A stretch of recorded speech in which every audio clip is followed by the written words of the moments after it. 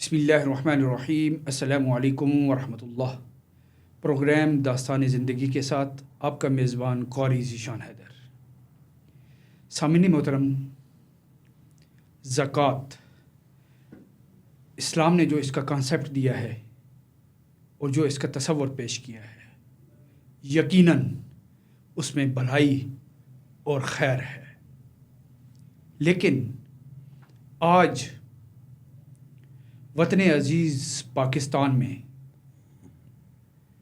On record تقریباً 7 کھرب اوسطاً رمضان المبارک میں زکوٰۃ و خیرات صدقات کی تقسیم ہوتی ہے. اس کے باوجود ہم آگے بڑھنے کے پیچھے کی طرف، پستی کی طرف، گراوٹ کی طرف بحیثیت معاشرہ کیوں چلے جا رہے ہیں سال ہا سال، اور اس کے بیہائنڈ دی سین کیا وہ بنیادی طور پر عوامل شامل ہیں جس کی وجہ سے معاشرے میں تبدیلی نہیں آتی، معاشرہ اسٹیبل نہیں ہوتا. اس حوالے سے ہمارے ساتھ بات کرنے کے لیے انٹرنیشنل اسکالر، سوشل سائنٹسٹ مفتی سیٹھ اسامہ چترالی صاحب، جو اقوام متحدہ میں بھی سیکرٹری جنرل کے ایگزیکٹو کنسلٹنٹ رہے ہیں اور کئی ملٹا نیشنل کمپنیز میں اپنی خدمات سر انجام دے چکے بھی ہیں اور دے بھی رہے ہیں. مختلف یونیورسٹیز میں بطور استاد تدریسی خدمات بھی سر انجام دے رہے ہیں. آج وہ ہمارے ساتھ موجود ہیں. السلام علیکم ورحمۃ اللہ. السلام ورحمۃ اللہ. سب سے پہلے آپ نے ہمیں وقت عنایت فرمایا، آپ کا بے حد شکریہ. آپ کا بہت شکریہ، آپ نے اس کے ٹاپک کے لیے بات کرنے کے لیے موقع دیا. بہت شکریہ. مفتی صاحب، جس طرح میں نے انٹرو میں بتایا ہے کہ ہمارے ہاں اتنی بڑی اماؤنٹ زکوٰۃ، صدقات اور دیگر امور کے مد میں تقسیم ہوتی ہے، لیکن اس کے باوجود پاکستان میں جو ایک چینج آنی چاہیے، یعنی کہ غربت کی سطح کم ہونے کے بجائے بڑھ رہی ہے سال ہر سال، دن بدن. اس کی بنیادی کیا وجہ ہے؟ کیا اغراض و اس میں عوامل کیا شامل ہیں؟ والصلاة والسلام علی رسول اللہ، اما بعد، سبحانک لا علم لنا الا ما علمتنا انک انت العلیم الحکیم. یہ جو آپ نے بات کہی ذیشان صاحب، جب میں نے پہلی دفعہ خود یہ بات میری اسٹڈی میں آئی اور میں نے 3 سال پہلے اس چیز کو فالو کرنا شروع کیا، اس سال بھی کر رہا ہوں. ابھی صرف میری ایک نجی بینک سے بات ہوئی تو انہوں نے کہا کہ ابھی رمضان سوچیں کہ ہاں جی، پہلا شہر چل رہا ہے تو 73 کروڑ کی ٹرانزیکشن ڈونیشنز اور اس کی مد میں ان کے وہاں ہو چکی ہے. تو مطلب اتنا زیادہ سرکولیشن اس حوالے سے چل رہا ہے. اور جب میں دیکھتا ہوں، آپ نے جو کہا نا وجوہات، ایک واقعہ ہوا. ہمارے ایک دوست تھے، ہم یہ ریلیف کا کام کرتے رہتے تھے. انہوں نے مجھے ایک دن کال کی اور کہا، اسامہ صاحب ہو سکے تو یار ایک ٹرک نا میرے علاقے میں بھیج دیں. تو میں پہلے انہیں ٹالتا رہا، لیکن انہوں نے بڑی ضد کی تو میں نے ایک بھجوا دیا. جب ٹرک پہنچا میں نے انہیں کال کی تو میں نے کہا آپ کے لیے ایک اچھی خبر ہے، ایک بری خبر ہے. تو کہتے ہیں یار پہلے ایسا کریں، اچھی خبر بتا دیں، بری تاکہ نا میں ہضم کر سکوں.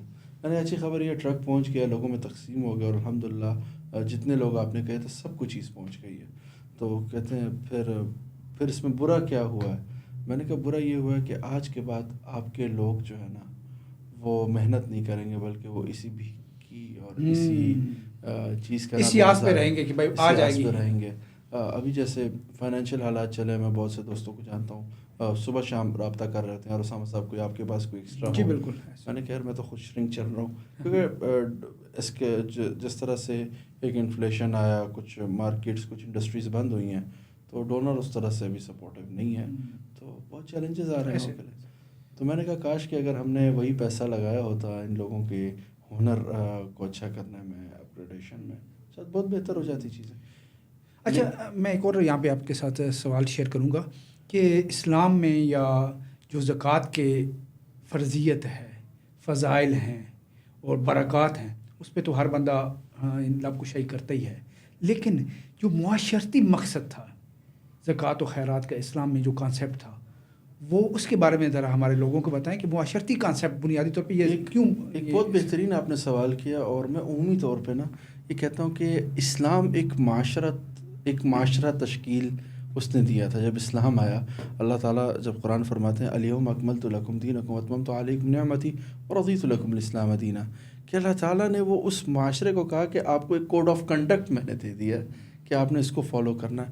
لیکن آپ دیکھیں تو اللہ تعالیٰ نے ہر عبادت کے ساتھ ایک اس کا معاشرتی اور ایک جسے کہتے ہیں نا ایک اخلاقی پہلو رکھا ہے. جیسے اللہ نماز کے بارے میں کہتے ہیں ان الصلاۃ تنہا عن الفحشاء والمنکر، کہ وہ آپ کو جسے کہتے ہیں وہ برے کاموں سے اور بے حیائی سے روکتی ہے. ٹھیک ہے، تو یہی ہے. پھر اب یہاں اللہ تعالیٰ جب فرماتے تو اللہ قرآن فرماتے انما الصدقات للفقراء والمساکین والعاملین علیہا والمؤلفۃ القلوب وفی الرقاب والغارمین وفی سبیل اللہ وابن السبیل. تفصیل میں بہت سے لوگ اس کا ترجمہ بھی دیکھ سکتے ہیں، سورۃ توبہ میں موجود ہے آیت.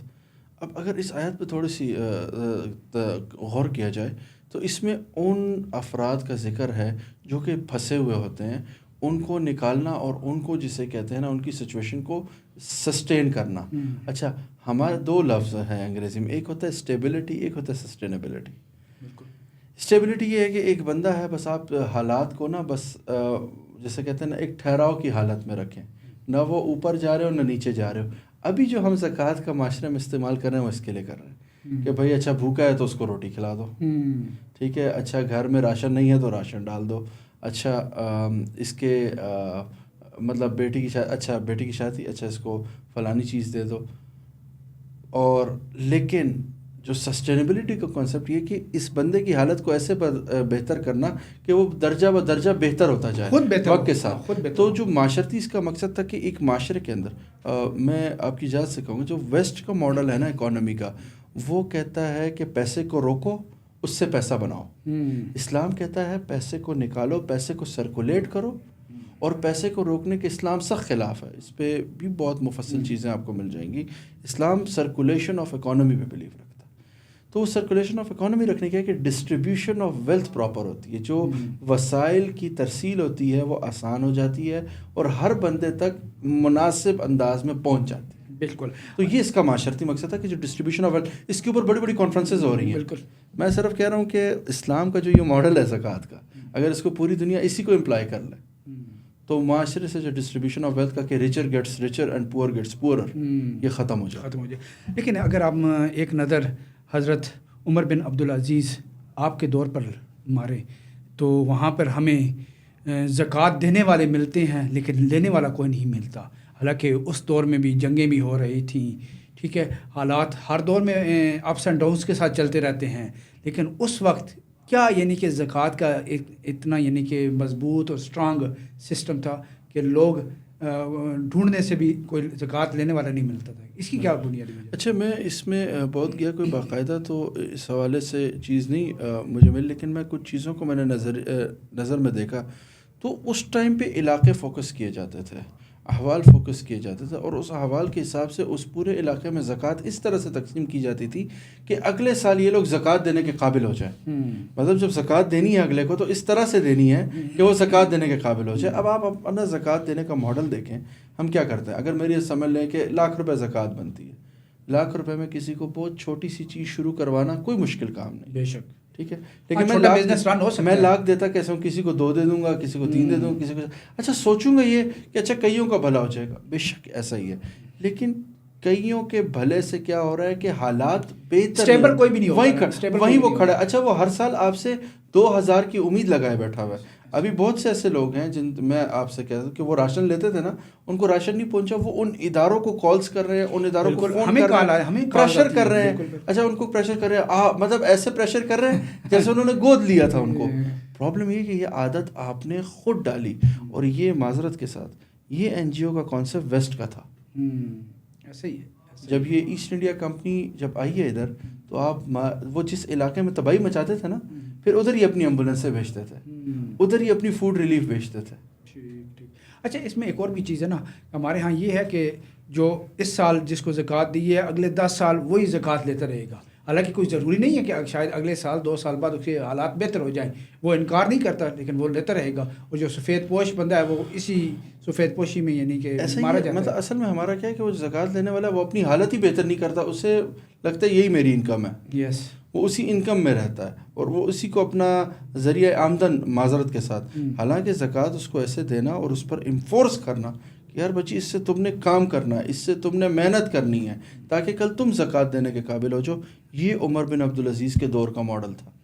اچھا، صدقات و زکوٰۃ سے جو معاشرتی اور مسلحتی استحکام کیسے لایا جا سکتا ہے؟ دیکھیے، کسی بھی معاشرے میں بد امنی پیدا ہونے کی سب سے بڑی وجہ بھوک ہوتی ہے اور فارغ الحال ذہن ہوتا ہے، اور تیسری چیز اس میں جو بہت بڑی ہوتی ہے وہ ہوتی ہے کہ وہاں کہ اس معاشرے کے اندر اگر وسائل کی باقاعدہ تقسیم جو ہے وہ پراپر طریقے میں نہ ہو تو وہ ہوتا ہے۔ اب جیسے دیکھیں، اگر لوٹ مار اور یہ چیزیں اگر آپ کسی بھی ملک کے معاشرے کے دیکھیں گے تو وہاں آپ ایک چیز پائیں گے کہ غربت سب سے زیادہ ہوگی۔ اچانک معذرت کے ساتھ آپ بھی اچانک سے واقعات سنتے ہوں گے نا کہ یار زیادہ ہو رہے ہیں، فون اسنیچنگ کی، یہ ہو رہے ہیں، بالکل ایسے ہی۔ وہ کوئی ایک غریب ہی ہے جو مجبوری میں صبح نکل کے کچھ نہیں ملا تو شاید اس کو کسی نے موٹیویٹ، تو معاشرے میں برائیاں بھی جنم لیتی ہیں، بالکل ایسے معاشرے وہ ہو رہی اصل ہیں، ہوتی ہو رہی ہیں، بالکل۔ یعنی کہ سفید پوش ایریاز میں یہ کام اب اب صرف رہے یہ ہیں۔ جو آپ نے 7 کھرب کا فگر لیا ہے، میں آپ کو قاری صاحب کہتا ہوں کہ آپ اس کو کسی بھی اکانومسٹ کو دیں، اسے کہیں کہ یار اس سے فگر نکالیں، آرام سے اس میں ہم جیسے کہتے ہیں نا میگا مینوفیکچرنگ یونٹس لگا سکتے ہیں، میگا مینوفیکچرنگ یونٹس لگا سکتے ہیں۔ میں نے اسپیسس کیا کہ قریباً ہم 7 کھرب سے آرام سے 20 میگا مینوفیکچرنگ یونٹس لگا سکتے ہیں، کیونکہ ریسورسز ہمارے پاس آلریڈی موجود ہیں۔ دیکھیں پاکستان معدنیات سے بھرا پڑا ہوا ہے، ہم اسی انڈسٹری کو لے لیں، ٹھیک ہے، ایگریکلچر کو لے لیں، اس کو اسٹیبل کریں، قریباً ایک یونٹ میں ہم 2000 سے 3000 لوگوں کو نوکری دینے کے قابل ہوں گے۔ اچھا، ادھر ایک اور سوال میں آپ سے یہ کروں گا کہ ایک طرف تو تصویر کا یہ رخ ہے کہ ہمارے ہاں اتنی یہ زکوٰۃ لینے والے لوگ ہیں، یعنی کہ آپ کو بھی فونز آتے ہیں، مجھے بھی فون آتے ہیں، اور جو بھی یعنی کہ جس کو کسی سے ایک دفعہ آس ہو جائے تو وہ بار بار فون کرے گا، ٹھیک ہے۔ اور تصویر کا دوسری رخ یہ ہے، دوسرا اینگل یہ ہے کہ پاکستان سب سے زیادہ چیریٹی دینے والا ملک ہے، یعنی کہ مسئلہ فلسطین ہو، شام ہو، افغانستان ہو، تو پاکستان سب سے آگے فرنٹ مین کے طور پہ، فرنٹ فٹ پہ کھڑا ہوتا ہے چیریٹی کے اعتبار سے، بے شک ایسا، ٹھیک ہے، پوری نیشن یعنی کہ ایک جھنڈے تلے بالکل اسٹینڈ بائی ہوتی ہے۔ تو یہ کیا، یہ کامن آدمی کے سمجھ سے باہر ہے کہ ایک طرف تو ہمارے وہ حالات ہیں اور دوسری طرف ہم سب سے زیادہ ڈونیشن دینے والے، اس ٹائم ریبلڈ غزہ کی سب سے بڑی جو کیمپین ہے وہ پاکستان میں چل رہی ہے، اور اس کے لیے آپ نے اگر دیکھا ہو، آپ مسئلہ فلسطین میں پیچھے جائیں، لوگوں نے، عورتوں نے اپنے سونے دیے ہیں، لوگوں نے اپنی بے شک پینشنز دی ہیں، لوگوں نے اپنے گھر دیے ہیں۔ میں خود ایک خاتون کو جانتا ہوں جس نے اپنے 14 کروڑ روپے کا گھر 1 ڈے کیش پہ دے کے کسی کو نقصان پہ بیچ کے، قریباً اس نے 50% نقصان پہ بیچ کے اس نے وہ فلسطین کو دیے ہیں وہ پیسے۔ تو بہت سے ایسے واقعات حاصل ہوئے ہیں۔ تو میں آپ کو یہ بتاؤں، یہ سب تو ٹھیک ہے، اچھی چیز ہے، یہ ایک جذبہ ہونا بھی چاہیے، لیکن اس جذبے کے ساتھ ساتھ جو اہم اور ضروری چیز ہے کہ فلسطین میں یہ تو امدادی اور یہ ہماری ذمہ داری بنتی تھی، یہ ہم نے کر لیا، لیکن اپنے ملک کے بارے میں صرف میں کہتا ہوں، یہ فائر فائٹنگ سچویشنز یہ آتی رہیں گی ہمارے پر افغانستان کی آئی، ہم نے افغانستان کو کتنے عرصے فیسیلیٹیٹ کیا، آپ بتائیں، ہم لوگوں نے ان کے جو بیچارے بالکل مہمان نوازی کتنا، بالکل جو ٹینٹ میں رہنے والے آئے تھے وہ یہاں پہ بڑی بڑی کوٹھیوں کے مالک بن گئے، اتنا فری ہینڈ کسی کنٹری نے نہیں دیا ریفیوجیز کو جتنا اس کنٹری نے دیا۔ تو آپ اسی چیز کو دیکھ لیں کہ یہ چیز ہوتی ہے، لیکن جو یہاں پر ماجرا ہے اصل میں، ہم نے اپنی قوم کے بجائے نا، ہمیں ہر دوسرے کے مسئلے میں شوق ہے، انٹرفیئرنس کرنے کا شوق ہے نا، لیکن اپنے قوم کو کبھی ہم اون ہی نہیں کرتے۔ میں یہاں جو اس کی مین وجہ سمجھتا ہوں، ہم اس قوم کے مسئلوں کو اپنا مسئلہ ہی نہیں سمجھتے، معذرت کے ساتھ۔ ایسا ہی ہے، ٹھیک ہے۔ اچھا، کیا ہماری جو مسلمان NGOs ہیں وہ نیشنل لیول پر اور انٹرنیشنل لیول پر آپ کیا سمجھتے ہیں کہ ان کا کردار کیسا ہے؟ دیکھیں، دنیا میں فرسٹ ایک گرامین بینک بنتا ہے، وہ ایک مسلمان بناتا ہے، ٹھیک ہے، لیکن وہ بھی ایک انٹرسٹ بیس ماڈل بناتا ہے، بہت چیلنجز ہوتے ہیں، لیکن اس کے مقابلے میں پھر ایک مسلمان، میں آپ کی اجازت سے نام لینا چاہوں گا اور شاید وہ ڈیزرو بھی کرتے ہیں، ڈاکٹر امجد ثاقب صاحب، اخوت کے جو فاؤنڈر ہیں، آپ دیکھیں انہوں نے دنیا کو ایک بڑا الگ سوچنے کا نظریہ دیا, بالکل ایسے ہی. مدد کرنے کا ایک بڑا الگ بالکل الگ نظریہ دیا. اور جب بھی ابھی ان سے ملاقات ہوئی تو میں نے انہیں کہا کہ اب آپ کے پاس وہ ٹائم آ گیا ہے کہ آپ چھوٹے چھوٹے یونٹس لگائیں. بے شک میں خود بھی ابھی جس ایفرٹ میں لگا ہوا ہوں آج کل دوستوں سے کہہ رہا ہوں, ہم پول ان کر کے خود ایک ایسا یونٹ بنانا چاہ رہے ہیں کہ بجائے اس کے نا کہ ہم انڈیویجول بندے کو پیسے دے دیا تم کاروبار کرو, اور ہم کہتے ہیں ان 14-15 کو اکٹھا کر کے نا ایک انڈسٹری کھڑی کرو. اچھا, حکومت کا اس حوالے سے مثبت کردار کس طرح ادا کر سکتی ہے؟ دیکھیں حکومت سے صرف میں اگر گزارشیں کروں تو حکومت تھوڑا سا اچھا سوچ کے بہت کچھ کر سکتی ہے. بے شک. میں پچھلے دنوں یہ بات کہتا ہوں کہ جو حکومت کے الفاظ ہوتے ہیں نا ان میں اتنی پاور ہوتی ہے جی, وہ سند ہوتے ہیں, وہ بہت کچھ کر سکتی ہے. اگر حکومتی ادارے صرف اپنے الفاظ کو, اپنے سوچنے کے انداز کو, معذرت کے ساتھ ابھی جتنے بھی بیٹھے ہوئے ہیں وہ نفسا نفسی میں پڑے ہوئے ہیں. صحیح ہے. میں صرف یہاں سے کہوں گا کہ ایک پولیس والا اگر یہ سوچ لے کہ کل یہ معاشرہ اگر سکون والا ہوا تو کل اس کا بچہ اس کے مرنے کے بعد بھی سکون میں رہے گا. کل سوچے کہ وہی پولیس والا جو ہے اس کے بیٹے سے اسی طرح کوئی کھڑے ہو کے روڈ پہ رشوت لے, 1 منٹ کے لیے اگر ہم ایسے سوچنا باعث ورثت ہوتا ہے. ہاں, باعث ورثت تو یہ مقافات عمل بھی ہے, تو یہ چیز آپ کے ساتھ تو ہوگی نا. تو آپ اگر ایسا معاشرہ بنا جائیں کہ کل آپ کا بچہ بھی اچھا اس میں رہے, کسی اور کا بچہ بھی اچھا رہے. میں صرف یہ کہوں گا کہ اس ٹائم جو ہمارے ایوانوں میں لوگ بیٹھے ہوئے ہیں ان سے صرف اگر وہ ایک کام کریں کہ ملک کا سوچنا شروع کر دیں, ملک کا, الیکشنز کا نہیں, ملک کا. یہ سارا کچھ ریگولرائز ہونے میں میرے خیال سے 2 میٹنگز ہیں. اگر گھنٹے کی سیکول کی میٹنگ ہو جائے تو یہ سارا کچھ نہیں. ہمارا تو المیہ یہی ہے نا کہ ہم اگلے الیکشن کو دیکھتے ہیں, اس کے مطابق پالیسیاں, پروجیکٹس, پلانز طے کرتے ہیں, جس کی وجہ سے پاکستان کی آج یہ حالت ہے.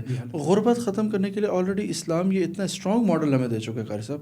اگر اس کو یوز کر کے ہم نہیں کر سکے تو پھر مجھے نہیں لگتا کہ ہم کچھ زندگی میں کر سکیں گے. بہت شکریہ سامعین کرام.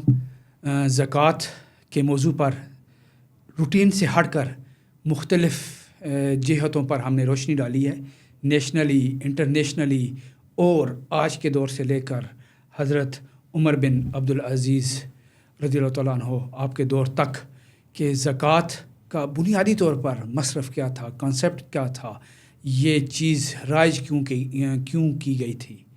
اگر ہم اس سوچ کو, اس کانسیپٹ کو, اس آئیڈیا کو ذہن میں بٹھا لیں تو یقیناً آج بھی ہمارے حالات بحیثیت قوم بدل سکتے ہیں. پروگرام کا وقت اپنے اختتام کو پہنچتا ہے. اجازت دیجیے. اللہ حافظ.